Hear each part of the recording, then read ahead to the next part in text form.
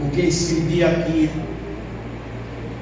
de uma pessoa chamada Nancy Pierce, em seu livro Verdade Absoluta, quando apresenta suas teses intituladas Libertando o Cristianismo do seu cativeiro cultural.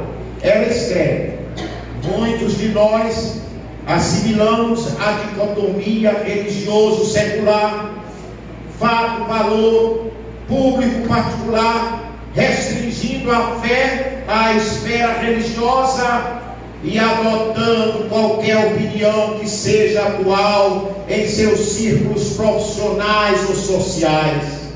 Todos conhecemos professores cristãos que indiscriminadamente aceitam as mais recentes teorias seculares de educação. E como tem teorias, e como tem teologias. Eu e o pastor Roberto e o nosso irmão estavam falando sobre a ideologia de gênero. E há professores cristãos ensinando isso, meus irmãos.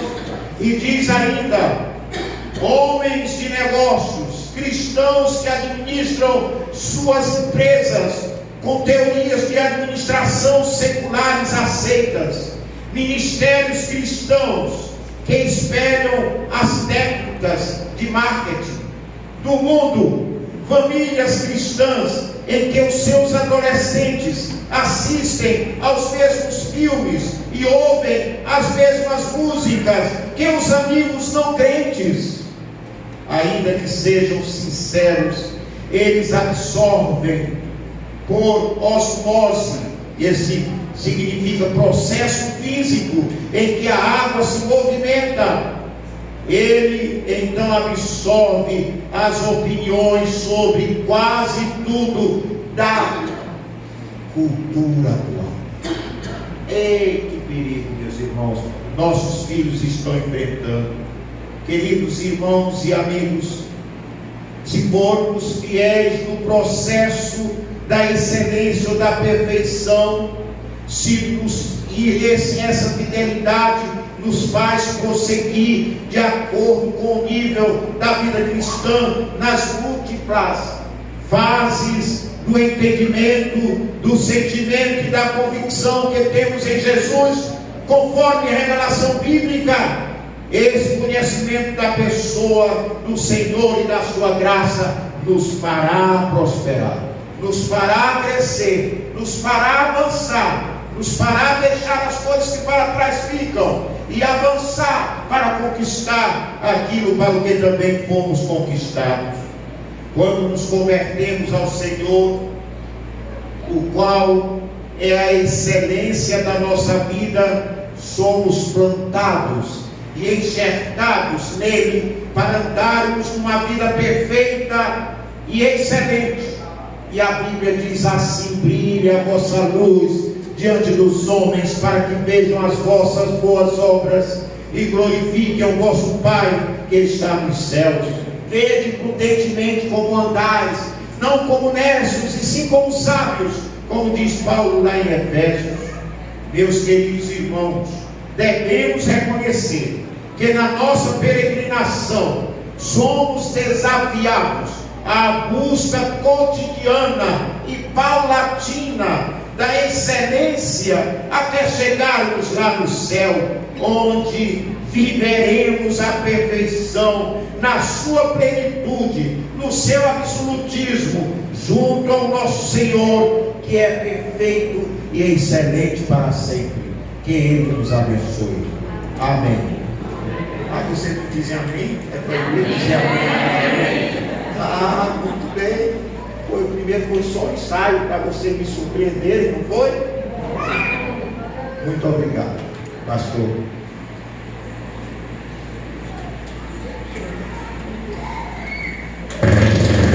Uns 2 anos. E eu trabalhava em 2 colégios lá, em 2 ginásios, porque era um campo missionário e eu tinha que ajudar a mim e a minha família. E trabalhando na igreja, visitando, pregando, imaginem, fiquei cheio de ocupação. E as orações começaram a fracassar. Eu começava a orar, por exemplo, chegava nos ginásios à noite e começava a orar ali, ajoelhado, ao redor do meu leito, e então acordava de madrugada. Ajoelhado, acordava de madrugada. Isso acontecia várias vezes. Aí um dia, você sabe, eu senti o Espírito Santo dizer mais ou menos assim: meu filho Enoque, eu te dou uma cama para tu deitares um colchão confortável ao lado da tua querida esposa, e tu dormindo de joelho. O Espírito Santo só faltou dizer assim: que burrice, não é? E foi ali que Deus falou ao meu coração. Foi ali que o Espírito Santo me fez ver a realidade. E ele fez algumas perguntas na minha consciência, mais ou menos assim: tu tens coragem de marcares uma audiência com o prefeito dessa cidade? E na hora da audiência, quando tu começares a conversar com ele a conversar contigo sobre determinado assunto, tu começares a dormir na presença do prefeito, de Deus me livre. E o governador, e pior, e o presidente da república, nem quero pensar. E tens coragem de começares a orar e dormires na minha presença e acordares de madrugada? Quem te requereu a oração? Quem foi? Eu não estou te requerendo, eu não estou te obrigando a orar. Mas isso é uma baita de uma irreverência. O Espírito Santo disse assim. Meus queridos irmãos, isso às vezes acontece. E a leitura da palavra? Você sabia que uma vez também, isso aconteceu em Codó, no primeiro pastorado, mas de vez em quando Deus me dá uma sacudida, sabe? Até hoje, li a Bíblia só para preparar meus sermões. Me lembro de um velho professor e diretor do seminário onde estudei, um americano chamado John Canfield. Ele estava dando uma aula de estudo bíblico, e ele dizia mais ou menos, fazendo uma pergunta para nós: vocês podem dar aquilo que vocês não têm? Todos nós não temos. Como é que vocês querem dar a palavra de Deus se vocês não recebem esta palavra? E aquelas palavras naquele dia em que Deus falou pelo Espírito novamente a este pobre homem que estava relaxando a leitura da Bíblia e sentia a minha vida assim tão vazia, tão rasa. Meus queridos irmãos, foi ali que Deus, pela sua graça, infinita graça, visitou este pobre homem, dizendo: cuidado, um dia a fonte vai secar se tu não buscares água. Meus queridos irmãos, vocês sabiam que poços, quanto mais se tira água, mais ele produz água? Então, queridos, vejam bem, ali eu disse: perdão, Senhor. E eu me lembro muito bem, como se for hoje, eu disse: Senhor, pela tua graça, eu quero melhorar a minha caminhada cristã, o estudo da tua palavra. Ajuda-me, tem misericórdia de mim. E então eu assumi um propósito: estarei na tua presença, Senhor, e eu programarei minha vida com a tua ajuda, para que eu leia a Bíblia para mim mesmo, ao menos uma vez por ano, de Gênesis a Apocalipse. Vocês sabem, eu tenho aqui na minha Bíblia, entre os livros de Malaquias e Mateus, o seguinte escrito. Olha aqui, eu quero ler para vocês verem, observarem como Deus é maravilhoso. Não sou melhor, não atingi ainda a perfeição. Comecei a leitura da Bíblia aos 35 anos, a Bíblia toda, aos 35 anos, de janeiro a dezembro. Comecei no ano de 1973 a ler toda. Cheguei aqui em 73 como o pastor Roberto. mas cheguei em fevereiro. Em janeiro eu comecei a ler a Bíblia lá em Codó, no ano de 1973, pastor Roberto. Olha, lendo uma vez em cada ano, de 1973 a 2011. Terminei a leitura da Bíblia pela 38ª vez, no dia 19/12/2012, aqui já em Imperatriz. Terminei a leitura da Bíblia e cada ano eu anotei aqui, para eu não esquecer, para glorificar a Deus pelo que Ele pode fazer na vida de alguém. Agora a última que eu anotei aqui foi isso.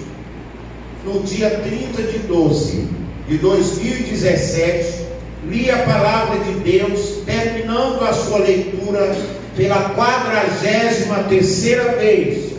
Maravilhoso livro que tens falado ao meu coração nesses anos todos. Quero ser praticante dos teus ensinos, com a graça de Deus, mas ainda não sou perfeito. Quando eu vejo a minha realidade quanto de imperfeição, Paulo tinha esse mesmo sentimento. Andou muito mais a caminhada da vida cristã, mas ainda não tinha o absolutismo da perfeição e da excelência. Ele confessou que o processo de excelência e da perfeição era uma grande conquista, a sua conquista. Olha o que ele diz, volte lá para Filipenses capítulo 3. Não que eu tenha já recebido ou tenha já obtido a perfeição, mas prossigo para conquistar aquilo para o que também fui conquistado por Cristo Jesus.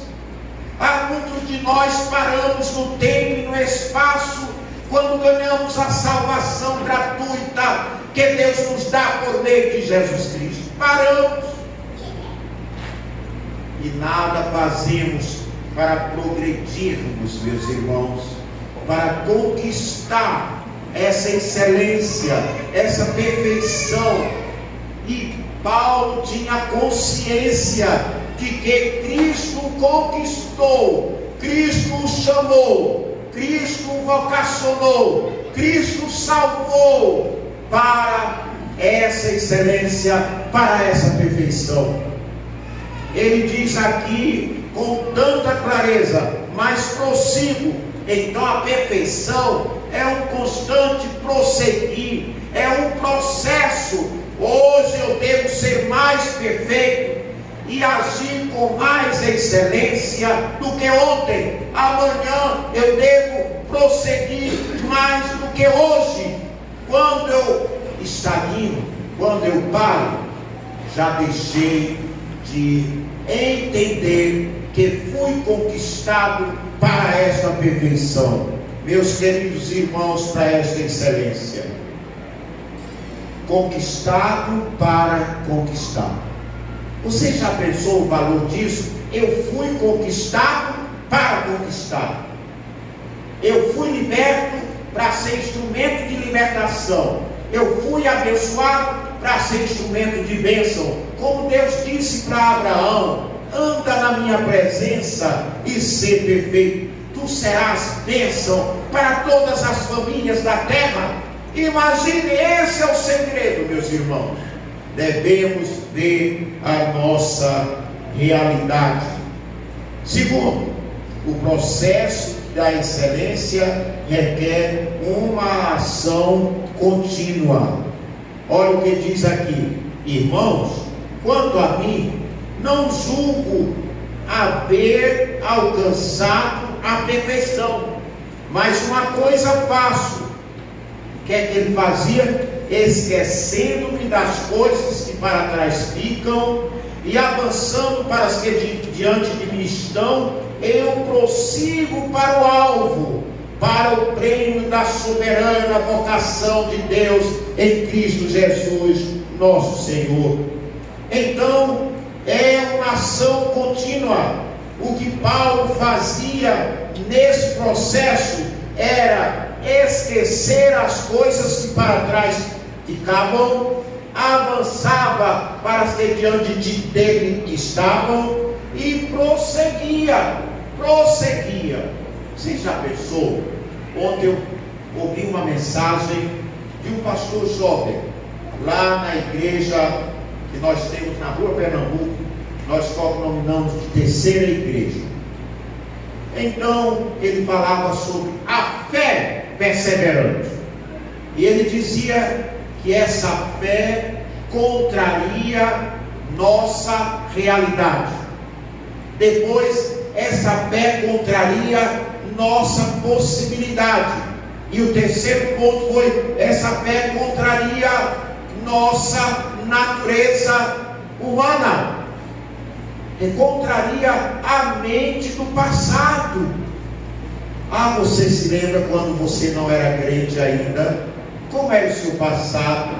Você não entendia o Evangelho. Deus deste século cegava seu entendimento. Você não entendia. Cristo morreu para me salvar, ressuscitou. As coisas básicas da vida cristã, para quem não é cristão, não tem sentido. Não tem mesmo. Eu me lembro que fui criado num lar evangélico. Meus irmãos, nasci no centro dos protestantes, interior da Barra do Corda, a 36 quilômetros da sede do município, onde nasceu a nossa primeira congregação, lá no interior, pela pregação de um deficiente físico chamado João Batista Pinheiro. Ele não tinha seus membros de locomoção, que foram amputados por causa da peste bubônica. Então ele se converteu em Recife, quando tirava esmolas, entrou em um templo e lá estavam cultuando a Deus, e ali ouviu a pregação, se converteu a Jesus, e aquele homem que saiu de Barra do Corda para vir ficar em Recife, voltou a Barra do Corda em 1893, como primeiro evangélico, como primeiro protestante, pregando o Evangelho para seus familiares, para seus amigos. Depois esses familiares foram morar nessa terra, levaram João Batista Pinheiro, sentado em um tamborete, um banco doce e humilde, ele pregava, e o povoado todo se converteu. Imaginem, meus queridos irmãos em Cristo, é importante que a gente, como Paulo, para crescer na excelência, para viver na perfeição gradativa, processual, é necessário que a gente esqueça das coisas que para trás vão ficando. E essas coisas que vão ficando para trás podem ser todas as coisas que impedem e que impediam o nosso crescimento em perfeição. A Bíblia diz claramente, em 2 Coríntios 5,17: e assim, se alguém está em Cristo, é nova criatura, as coisas velhas já passaram, eis que tudo se fez novo. É esquecer essas coisas velhas, que de vez em quando a gente tem a tendência de ir buscá-las. Eu não sei, um dos retratos mais tristes que eu vejo, principalmente nas cidades onde não há um local adequado para se colocar o lixo, são aquelas pessoas atrás no lixo daquilo que convém a elas, que elas precisam. Mas é triste onde há porcos, urubus, cachorros, aquele povo misturado ali. Será que você, como crente, não está buscando as coisas passadas que são lixo nas suas atitudes, no seu comportamento, nas suas ações? Paulo dizia: esqueci, né? Ele também avançava, não somente ele esquecia, mas diz aqui: quanto a mim não julgo haver alcançado, mas uma coisa eu faço, é a ação do homem, no poder do Espírito Santo. Eu tenho visto muitas pessoas dizerem: se Deus quiser. É como aquela pessoa que a gente está evangelizando e apresenta a salvação em Jesus, e ela continua claudicando, sem querer aceitar Jesus, e a gente diz: e quando você morrer, se Deus quiser eu vou para o céu, se Ele não quiser eu vou para o inferno. Como se Deus quisesse lançar alguém no inferno. A Bíblia diz que o desejo de Deus é que todos sejam salvos e venham ao pleno conhecimento da verdade. E posso dizer, afirmando a palavra de Deus, que o inferno não foi feito para o homem, o inferno foi feito para o diabo e os seus anjos. Mas quem não aceita Jesus, já pensou? Nenhuma condenação há para quem está em Cristo. Quem crê no Filho tem a vida eterna. Quem todavia se mantém rebelde contra o Filho não verá a vida, mas sobre ele permanece a ira de Deus. Meus queridos irmãos, avançar não é só deixar de pensar nas coisas passadas e querer buscá-las, mas e ficar parado, mas avançar.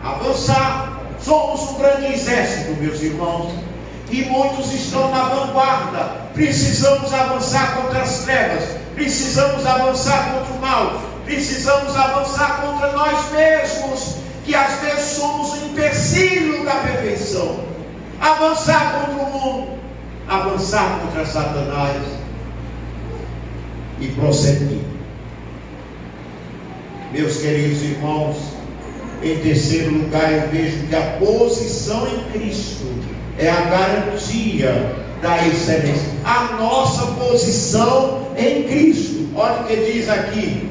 Parece contraditório, mas não é o que Paulo está dizendo. Todos, pois, que somos perfeitos, tenhamos este sentimento. E se porventura pensais de outro modo, também isto Deus vos esclarecerá. O que Paulo está dizendo? Quanto ao processo de perfeição, não julgo tê-lo alcançado ainda, mas eu estou falando para pessoas que comigo já têm a posição em Cristo. Nós somos perfeitos em Cristo. Aquilo que Cristo é diante do Pai, nós também somos. O Pai nos olha através do seu Filho Jesus Cristo. E se somos em posição perfeitos, por que não viver conquistando a excelência ou a perfeição da vida? É interessante o que Paulo diz. Olhem, irmãos, quanto à perfeição, não julgo ter alcançado ainda, mas eu estou fazendo uma coisa, esquecendo-me das coisas que para trás ficam e avançando para aquelas que diante de mim estão, prossigo para o alto. E depois ele diz: todos vós que sois perfeitos, deveis ter o mesmo sentimento, deveis ter o mesmo entendimento, deveis ter o mesmo desafio. Gente, é muito clara a expressão paulina: todos vós que sois perfeitos. Ora, vejam bem, a todos quantos receberam, deu-lhes o poder de serem feitos filhos de Deus, a saber os que creem em seu nome. João 1 e 11. A Bíblia diz lá em Romanos capítulo 8, diz: o Espírito testifica com o nosso Espírito que somos filhos de Deus. Se somos filhos, somos também herdeiros, herdeiros de Deus e co-herdeiros com Cristo. O apóstolo João, na sua primeira epístola, diz: filhinhos meus, ainda não somos o que haveremos de ser, mas sabemos que quando ele se manifestar, nós seremos semelhantes a ele, porque assim como ele é, nós o veremos. Ainda não somos perfeitos como ele é, no sentido da caminhada cristã, mas somos perfeitos como ele é em posição. Sabe o que é ter posição e perfeito?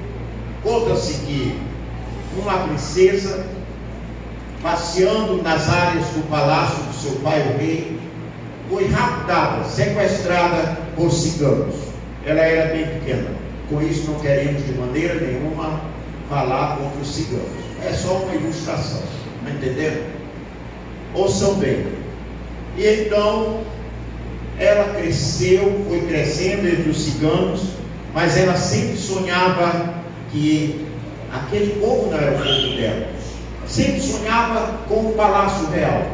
Sempre sonhava com o rei como seu pai. E ela foi crescendo e aqueles sonhos dando a ela mais convicções, até que um dia ela fugiu de entre aquele povo e foi de encontro ao seu sonho até encontrar, ou foi ao encontro do seu sonho até encontrar o palácio do seu pai, o rei.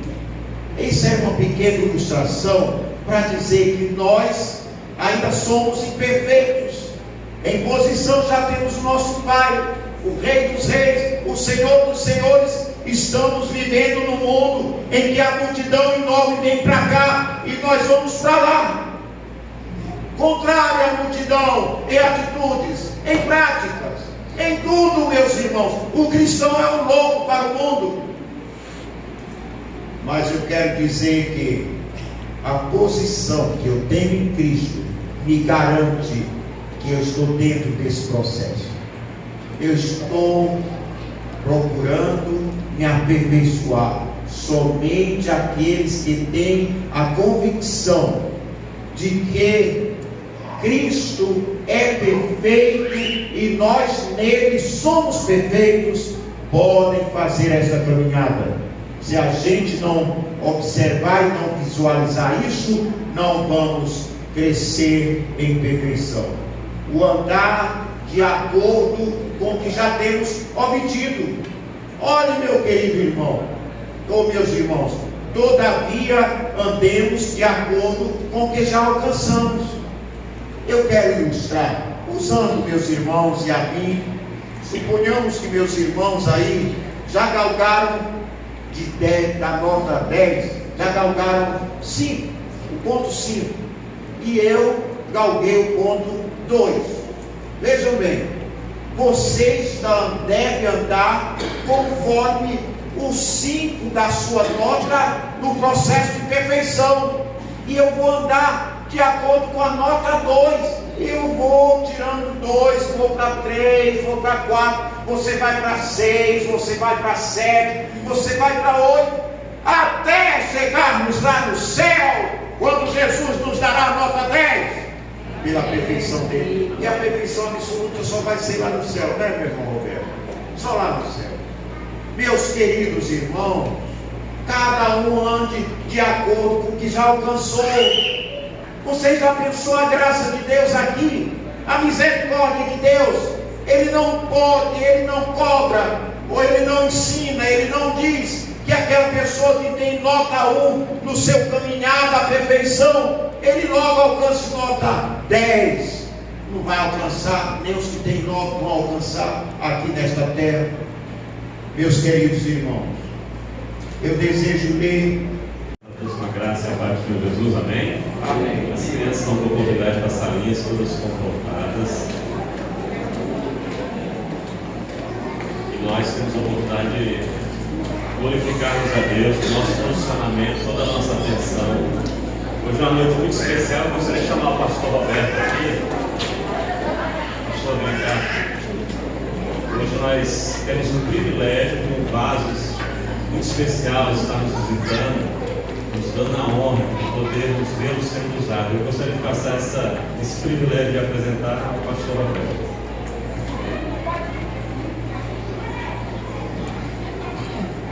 Amados irmãos, nós temos realmente um grande privilégio de nesta noite o servo do Senhor, homem grandemente abençoado, é um instrumento que Deus tem usado. Conheço o pastor Enoque desde 1973, quando ele chegou aqui para a Imperatriz para assumir o pastorado na Igreja Cristã Evangélica da Aliança. E eu guardo uma lembrança muito grande do pastor Enoque. Eu me lembro, há muitos anos atrás, já falei aqui para alguns da igreja, em que eu estava com um problema no meu coração. O médico me consultou, fui em vários médicos, não só em Imperatriz, mas em Nápoles, Goiânia, em São Paulo, e todos eles confirmaram que eu tinha poucos meses de vida. E eu tinha que tomar um remédio, até o médico disse assim, você vai colocar esse remédio, chama, não me esqueça, Exordiu. Coloque debaixo da língua quando você passar mal, esse Exordiu vai ser o seu espírito. Se você passou mal, bota ele, às vezes dá tempo de você chegar no hospital. Certa feita, lendo a palavra de Deus, eu vi um texto que diz assim, está alguém de nós doente? Chame os presbíteros da igreja e ore com eles, peça oração, eles vão orar e te ungir com óleo. E aconteceu que num domingo, numa semana, não sei o que, o pastor Enoque deu muita assistência à nossa igreja no início, quando às vezes nós ficávamos sem pastor, eu ainda não era pastor, o pastor Enoque vinha, pregava a palavra, dava a ceia, e um dia ele estava na igreja, eu cheguei perto dele e disse, pastor Enoque, o senhor crê nisso? Eu disse, creio. Então vamos ali, fui eu, ele, pastor Astrogil, já estavam na igreja, e oramos, ele me ungiu com óleo, eu joguei todo o remédio fora e estou vivo até hoje, na graça do Senhor, né? E quando terminamos a oração, ele me abraçou, você crê? Está curado? Eu disse, eu creio. E eu quero chamar o pastor Enoque aqui à frente. Esse jovem de 80 anos que ainda joga futebol lá no Rio, viu? É ele de um lado e eu do outro, é para contrabalancear, porque ele é artilheiro e eu também sou. Então, eu vou passar a palavra para o pastor Enoque, o senhor fique à vontade.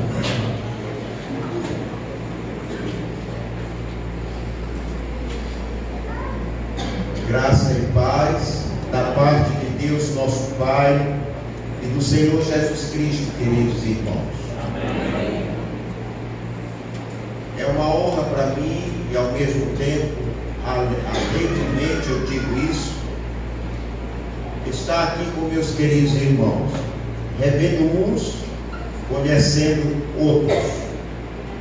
E que prazer nesta noite especial ser usado por Deus para entregar a palavra. Você sabe, a vida cristã é sempre um desafio. Diante de obstáculos, de fraquezas, de lutas, como esta vida nos desafia a vivermos para a honra e a glória de nosso Senhor Jesus Cristo. E o apóstolo Paulo, nesta noite, vai ser um exemplo para nós de um homem que caminhou a sua vida cristã com fraquezas, com necessidades, mas tinha um objetivo. Aliás, tinha vários objetivos na sua vida. E então, meus queridos irmãos, um desses objetivos era a perfeição, que na mensagem hoje nós vamos falar, ou intitular de excelência. Então, o tema da nossa mensagem hoje é vivendo a excelência da vida cristã, ou em busca da excelência. Vamos abrir a nossa Bíblia na Epístola de Paulo aos Filipenses, capítulo 3, de 12 a 16. E enquanto nós lemos a Bíblia, pedimos aos queridos irmãos que fiquem em pé, em reverência à palavra de Deus e ao Deus da palavra. Isso não significa que reverência é só ficar em pé, mas ficar em pé faz parte da nossa reverência. Diz aqui: não que eu tenha já recebido ou tenha já obtido a perfeição, mas prossigo para conquistar aquilo para que também fui conquistado por Cristo Jesus. Irmãos, quanto a mim, não julgo havê-lo alcançado, mas uma coisa faço, esquecendo-me das coisas que para trás ficam e avançando para as que diante de mim estão, prossigo para o alvo, para o prêmio da soberana vocação de Deus em Cristo Jesus. Todos, pois, que somos perfeitos, tenhamos este sentimento, e se porventura pensares de outro modo, também isso Deus vos esclarecerá. Todavia andemos de acordo com o que já alcançamos. Que Deus, na sua infinita graça, nos abençoe pela leitura da sua palavra. Amém. Podem sentar. Vamos ter mais uma palavra de oração. Senhor, nosso Deus e nosso Pai, estamos aqui reunidos na Tua presença e humildemente nos quedamos aos Teus pés, como fez Maria naqueles dias em que Jesus andava por esta terra, quando escolheu a melhor parte, e foi exatamente estar aos pés do Senhor, aprendendo dele.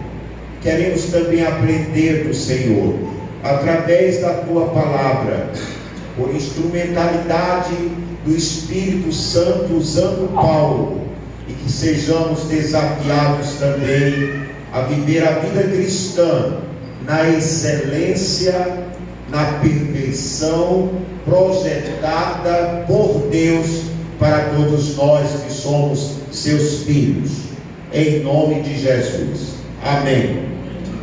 Queridos irmãos, o nosso Deus é excelente e tudo quanto Ele fez, tudo quanto Ele faz e tudo quanto Ele fará, em todas as suas realizações, Ele o faz com excelência, com perfeição. Na obra da criação, a palavra de Deus repete um termo que mostra a todos nós a assertiva da verdade há pouco declarada, quando a palavra de Deus repete essas ações criativas usando a expressão: e viu Deus que isso era bom. Em Gênesis 1:10, 18 e 21. Isto é, o Deus perfeito faz tudo excelentemente, culminando com sua obra-prima e especial, o homem, ou ser humano. Na obra da redenção, o Pai enviou seu Cordeiro imaculado, o qual realizou o sacrifício mais perfeito e mais excelente lá na cruz do Calvário, para a perfeita salvação do homem, por prova ou como prova inconteste do amor de Deus. E a Bíblia diz em Romanos 5:8, Deus prova o seu próprio amor para conosco pelo fato de ter Cristo morrido por nós, sendo nós ainda pecadores. Na obra da restauração de todas as coisas, o Rei Jesus virá e restabelecerá com excelência o novo céu e a nova terra, nos quais habita a justiça, segundo a Epístola de Pedro 3:13. Em todas as coisas passadas, presentes e futuras, Deus realizará o seu propósito e a sua obra com perfeição, meus queridos. A que ponto queremos chegar então com respeito a este assunto que nos é bíblico nesta noite? Como nós podemos ser perfeitos e viver a excelência da vida cristã se nós somos imperfeitos? A vida cristã é um campo fértil na busca pela excelência em tudo que realizamos como imitadores de Deus. E a Bíblia diz que devemos imitar a Deus. Este é o ensino de Paulo a partir do seu exemplo, cuja excelência ele a chama de perfeição.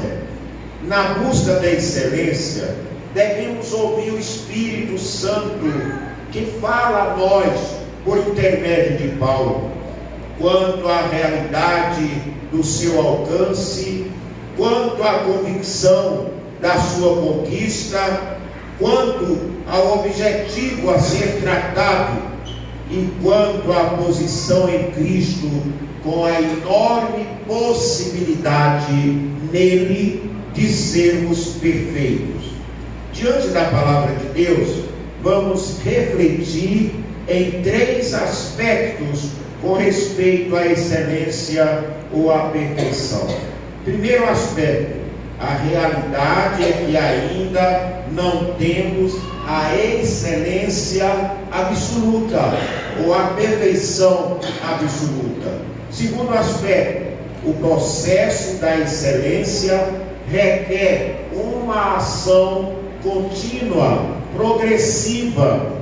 E o terceiro aspecto, a posição em Cristo é a garantia para alcançarmos a excelência ou a perfeição.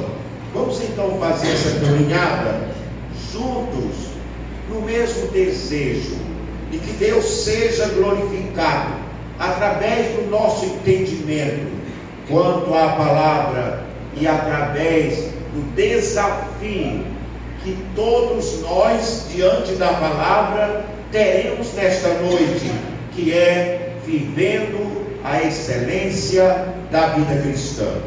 É interessante que pela fé nós podemos viver, meus irmãos, a fé que contraria muitas vezes a nossa realidade, a realidade passada, a realidade presente. E Paulo vê isso aqui. Olha o que ele diz: não que eu tenha já recebido ou obtido a perfeição. A realidade de Paulo é que ele ainda não era, no sentido absoluto, perfeito. Ele ainda não fazia, no sentido absoluto, as coisas, o serviço, o trabalho com excelência. Você sabe, mesmo no mundo secular, a excelência é buscada e procurada por muitas pessoas. As grandes empresas, as grandes repartições, as autarquias, e há cursos e mais cursos com respeito à excelência. E aqueles que aceitam o desafio da excelência da vida profissional, essas pessoas galgam muito na sua profissão, as alturas mais elevadas na sua profissão. E na vida cristã, essa excelência é contrária a toda indiferença, a todo relaxamento, a todas as circunstâncias naturais que nos envolvem para vivermos uma vida à la bonté, sombra e água fria, quando a vida cristã, por excelência, exige sacrifício, exige dedicação, exige devoção, exige consagração, exige amor, meus queridos irmãos. A força mais motivadora para a excelência, além da fé, é o amor cristão. E Paulo dizia: irmãos, quanto a mim, não julgo ainda ter alcançado essa perfeição. E olhem, quando Paulo disse isso, ele já tinha caminhado muito, meus queridos irmãos. Se nós olharmos o contexto, nós vamos ver que para Paulo, Cristo era o seu tudo e a razão de suas renúncias. Veja aí, 3, 4 a 11, diz assim: bem que eu poderia confiar também na carne. Se qualquer outro pensa que pode confiar na carne, eu ainda mais, circuncidado ao 8º dia, da linhagem de Israel, da tribo de Benjamim, hebreu de hebreus, quanto à lei, fariseu, quanto ao zelo perseguidor da igreja, quanto à justiça que há na lei, irrepreensível na sua religião tradicional, a religião que os pais legaram para ele. Ele era um homem que procurava viver a excelência, só que isso era força da carne, força da prepotência humana, força do homem. Meus queridos irmãos, e ele vai dizendo, mas o que para mim era lucro, e isso considerei perda por causa de Cristo. Sim, deveras considero tudo como perda, por causa da sublimidade do conhecimento de Cristo Jesus, meu Senhor, por amor do qual perdi todas as coisas e as considero como refúgio para ganhar a Cristo.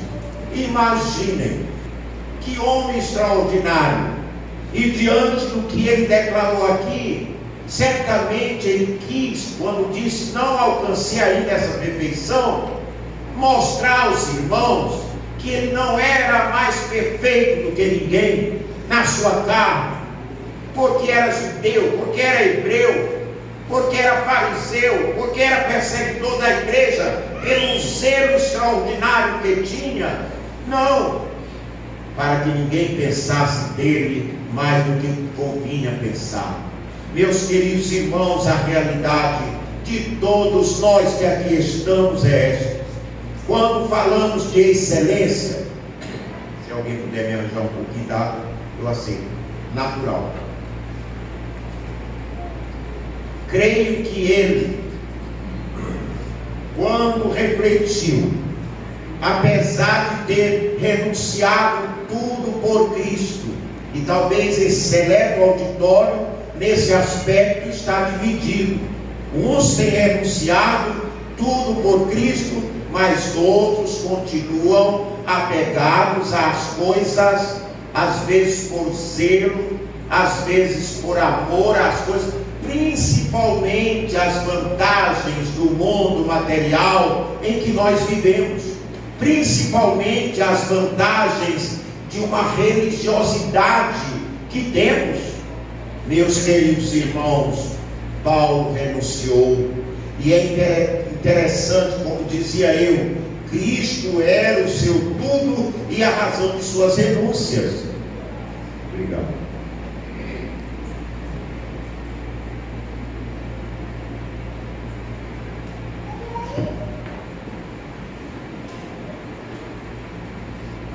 A razão de suas renúncias. Outra coisa, Cristo é o centro de sua vida e de seu ministério. Você olhe o contexto lá em Filipenses capítulo 1, de 12 a 18 e depois 21. Olha o que diz aqui, 12. Quero ainda, irmãos, cientificar-vos de que as coisas que me aconteceram têm antes contribuído para o progresso do Evangelho, de maneira que as minhas cadeias em Cristo se tornaram conhecidas de toda a guarda pretoriana e de todos os demais. Ele estava preso quando escreveu essa carta, e a maioria dos irmãos, estimulados no Senhor por minhas algemas, ousam falar com mais desassombro a palavra de Deus. Alguns efetivamente proclamam a Cristo por inveja e porfia, mas outros, porém, o fazem de boa vontade, estes por amor, sabendo que estou incumbido da defesa do Evangelho. Aqueles, contudo, pregam a Cristo por discórdia, insinceramente, julgando suscitar mais tribulações às minhas cadeias. Todavia, que importa, diz Paulo, uma vez que Cristo de qualquer modo está sendo pregado, quer por pretexto, quer por verdade, também com isto me regozijo, sim, sempre me regozijarei. Versículo 21, que coisa extraordinária. Porquanto para mim o viver é Cristo e o morrer é lucro. Que homem que tinha Cristo no centro do seu viver, que controlava seus sentimentos, controlava seu coração, um homem que podia dizer: para mim o viver é Cristo. Em outra ocasião ele diz: não sou eu mais quem vive, mas Cristo vive em mim. Que homem extraordinário! Mas esse homem dizia: quanto à perfeição absoluta, eu ainda não alcancei. Você sabe que a vida vitoriosa começa quando nós temos convicção da realidade e não nos acomodamos diante dos desafios. Começa a vitória na vida espiritual quando eu e você vemos a nossa pobreza espiritual, às vezes nosso fracasso espiritual, às vezes um caminho a ser seguido e nós estamos parados. Eu me lembro que Jesus, na sua glória, escreveu a uma igreja da Ásia, a igreja de Laodiceia, dizendo assim, mais ou menos: tu dizes que és rico, que não tens necessidade de coisa alguma, e nem sabes que és miserável, pobre, cego e nu. A igreja viu uma realidade que não era real, se eu assim posso dizer. Estava vivendo um sonho utópico, pensando que era rica, que não tinha precisão de coisa alguma. Meus irmãos, é preciso enfrentar a realidade de nossos dias, a falta de compromisso com Deus, a falta de oração, a falta de leitura bíblica, a falta de obediência, a falta de tantas coisas que nós detectamos em nossa própria vida. Quantas vezes Deus tem me chamado para que eu veja a minha realidade? Lembro-me uma vez, lá em Codói, quase no início do meu ministério,